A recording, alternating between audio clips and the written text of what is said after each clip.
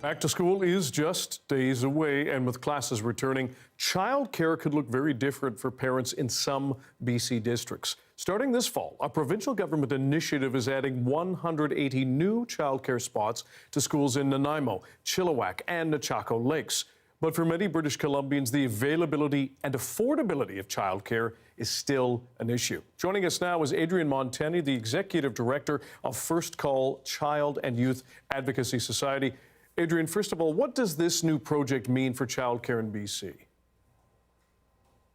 Well, it hopefully will alleviate some of the stress and struggle that a lot of families have. They wait on wait lists for before and after school care a lot. And so hopefully in these the new programs will open and they'll be able to have on-site childcare, which really takes the stress out of a lot of parents' lives. And I know this is also going on outside of these three districts. The other school districts have forged ahead and are also starting to operate childcare on-site before and after school care.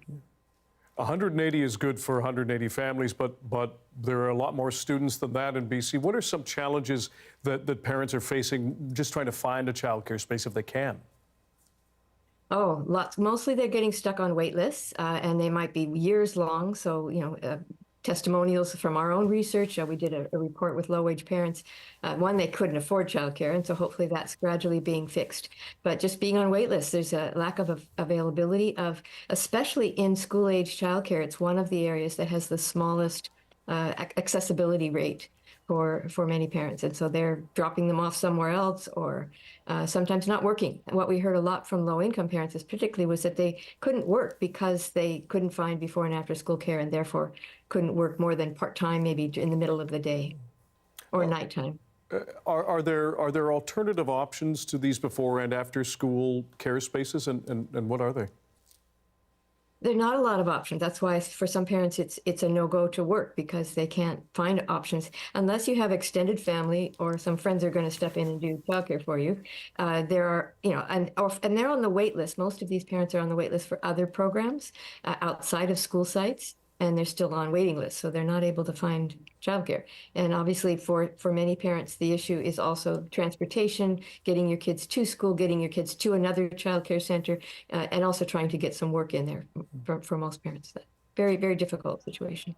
And lastly, we appreciate your time. There is a provincial election coming this fall. At First Call, what do you hope to see in either political platforms, and what are you pushing for when it comes to before and after school care?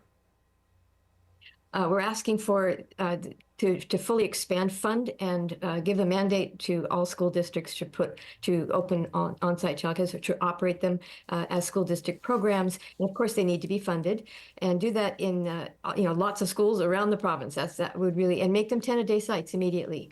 There's no need for them to open and then have to have parents be getting subsidies or the school districts asking for the fee reduction. It should just be immediately. These should be $10-a-day sites all around the province with a funding mandate. The one other tweak that needs to be done is the School Act changes that allowed school districts to run childcare programs is that it doesn't allow them yet in the summer and other school holidays. So they just need to tweak the legislation to make that more accessible.